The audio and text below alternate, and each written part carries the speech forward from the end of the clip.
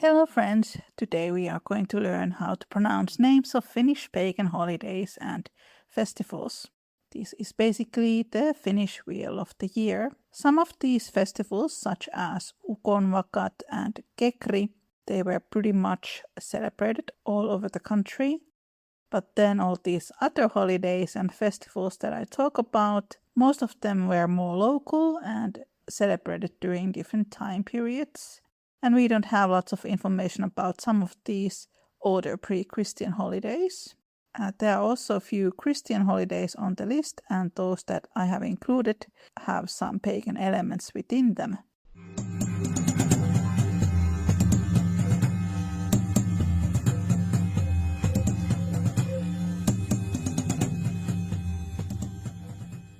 Let's start with spring festivals. First on my list there is Kyntteli, which was celebrated on February 1st.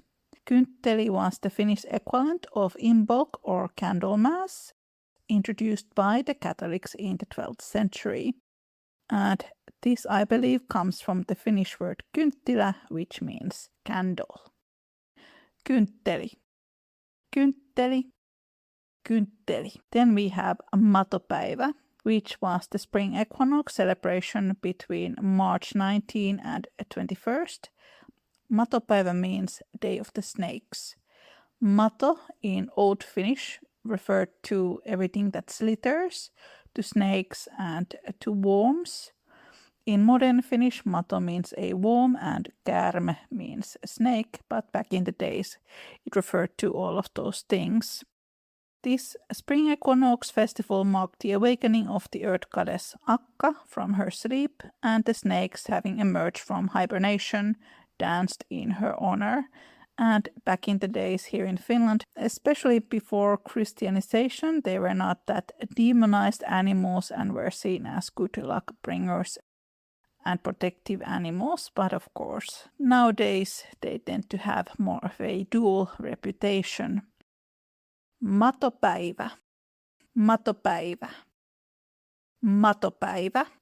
The Finnish letter A in English, is pronounced as A, similar to the way letter A is pronounced in words like car and father. So it is A. Then we have the letter Ä, which does not exist in the English language but is very prevalent in Finnish. It is pronounced the same way as letter A is pronounced in the word cat. Cat. Päivä. And päivä means a day, so you will hear that word quite a bit in this video. Then we have Easter, which is pääsiäinen in Finnish, between April 3rd and April 5th. Traditionally in Northern and Central Europe, Easter has been particularly powerful time for witches. In Finland, especially during the tween days, such as the Saturday between Good Friday and Easter Sunday, this period was believed to be particularly magical and infused with great väki, power. Witches were thought to be at the height of their abilities during this time. And the Finnish word pääsiäinen very likely comes from the Swedish word påsk, which means Easter in Swedish, and both påsk and pääsiäinen originate from Hebrew, where Easter is Pesach. I hope I pronounced that all right.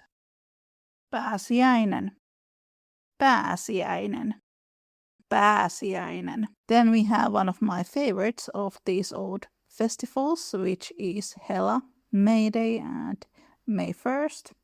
Hela was celebrated on the 1st of May to mark the arrival of summer.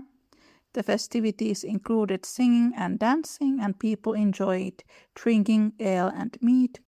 The word Hela originates from the Swedish word heli, which means sacred and holy.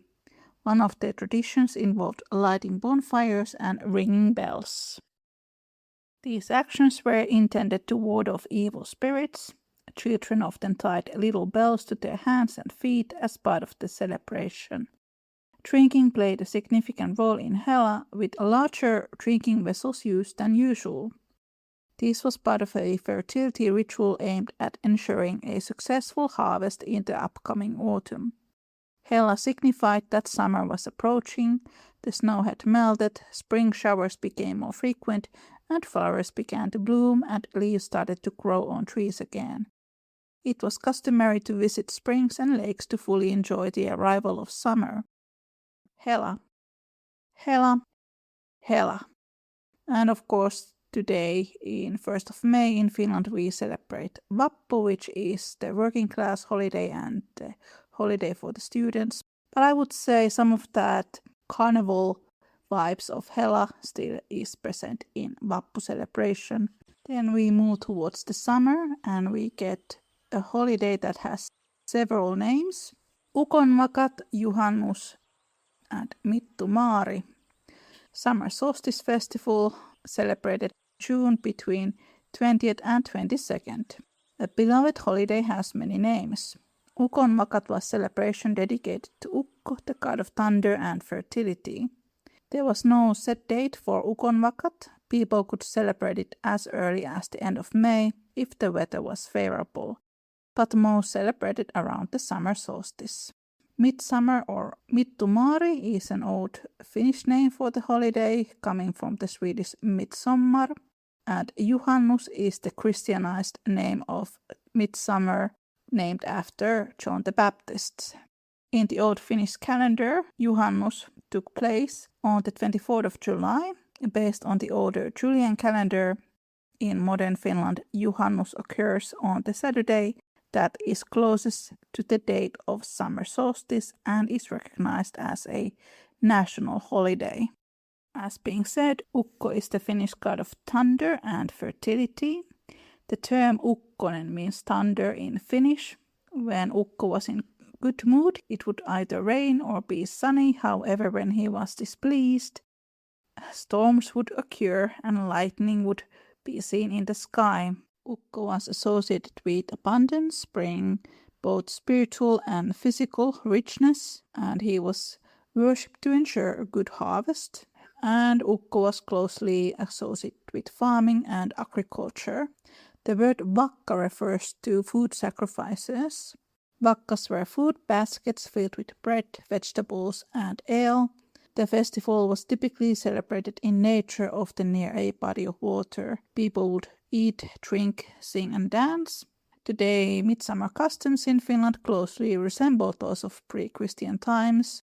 The summer solstice marks a time of youth, vitality, long nights, happiness, and the flourishing of nature. Burning bonfires was a common tradition. These communal events invited participation as people threw old furniture into the fire, and bonfires symbolized fertility and the sun while warding off evil spirits during the night.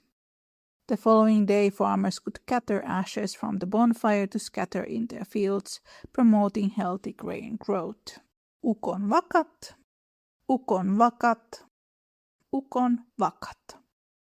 Juhannus, Juhannus, Juhannus. Then we have the Day of the Bear on July 13th, which is Karhun päivä. Day of the Bear is now celebrated by many Finnish pagans and pagan organizations to honor the bear as the king of the forest and as an ancient ancestor. So this is truly a pre-Christian holiday. So if someone does not know, back in the days, bear was one of those totem animals that ancient Finnish tribes liked to worship, and bear was an ancestor, mythical ancestor of the Finnish tribes. During the Day of the Bear, people would leave sacrifices for the bears in the forest, for example, so that the bear would not attack cattle. In eastern parts of the country, there were some traditions, such as women climbing to the mountains to sing for the bears. This has also been practiced in Estonia, where the same day is known as Karusepäiv. And in the 1600s, people would leave copper coins as sacrifices during July 13th. They might throw copper coins into the oven, into the fire, or into lakes. And that is because in Finnish mythology it was believed that bears' claws were made of copper. Karhunpäivä. Karhunpäivä. Karhunpäivä. Then we have the first harvest on the 1st of August. It is called uutisleivän päivä. I'm not entirely sure where this name comes from, but leipä means bread in Finnish.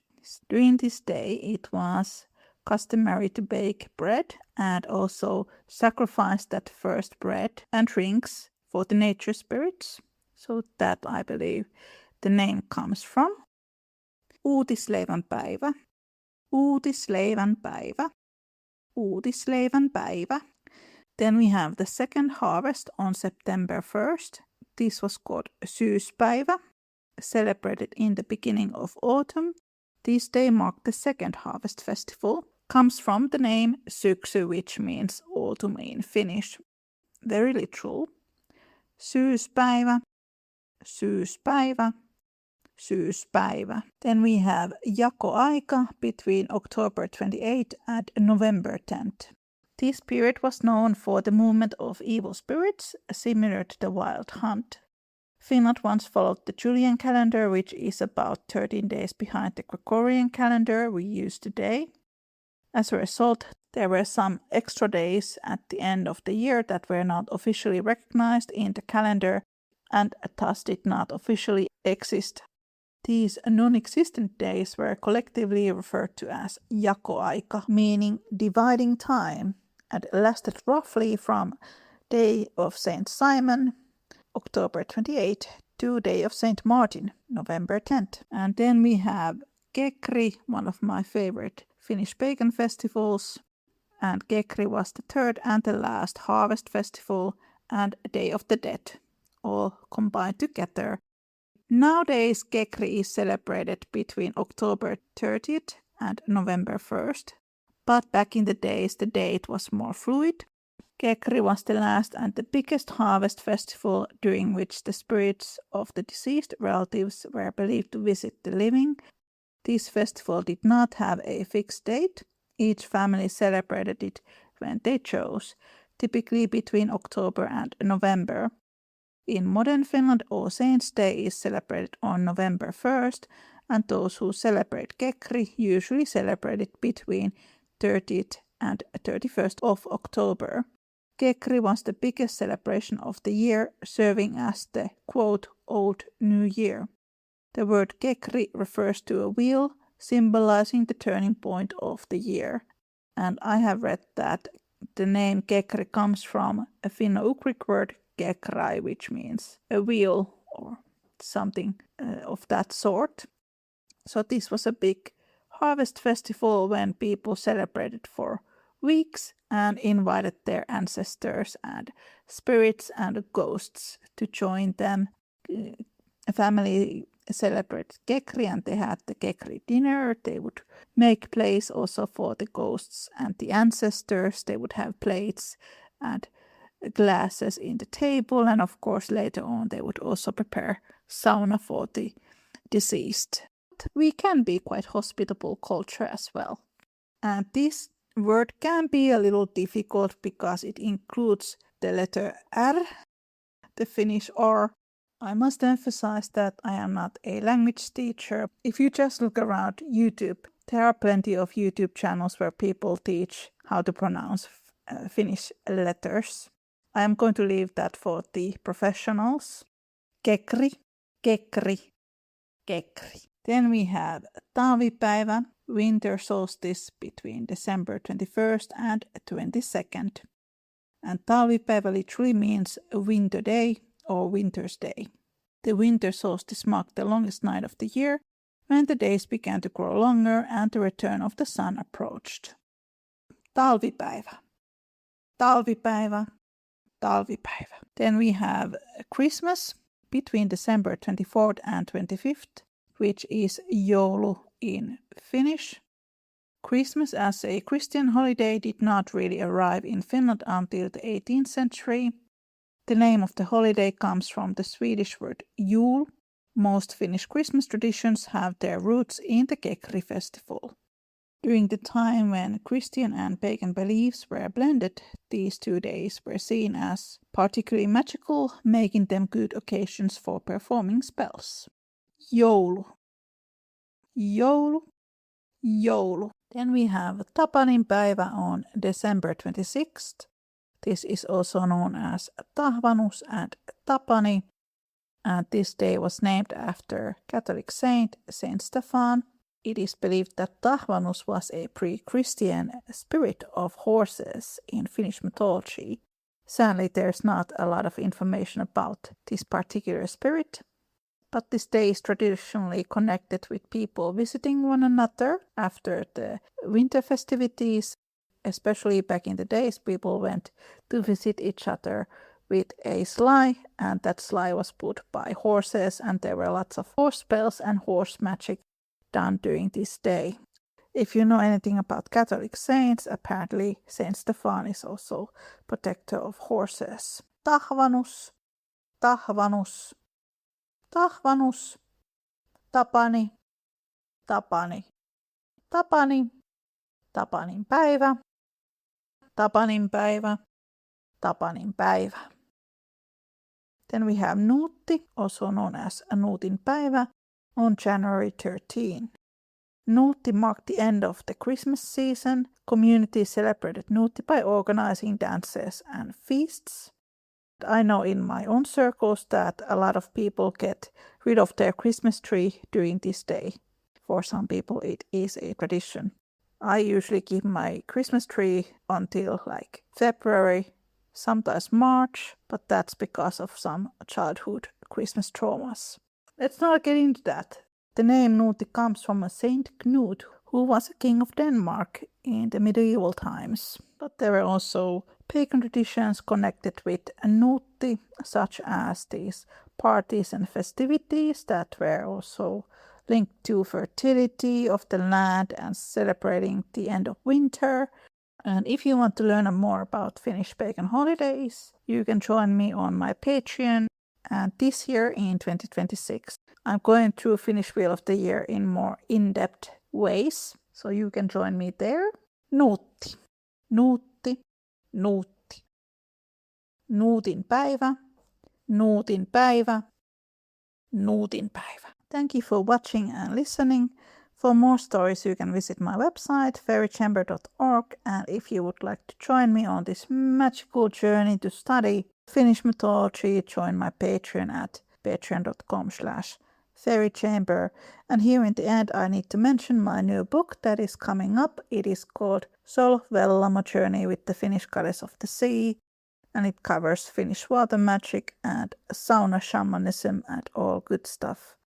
It will be published by Pagan Portals, and it appears on December 2026. And pre-orders are now open, and you can find the link from the description. That is all for now. Thank you so much for joining me, and I will see you next time. Take care and make good choices. Bye!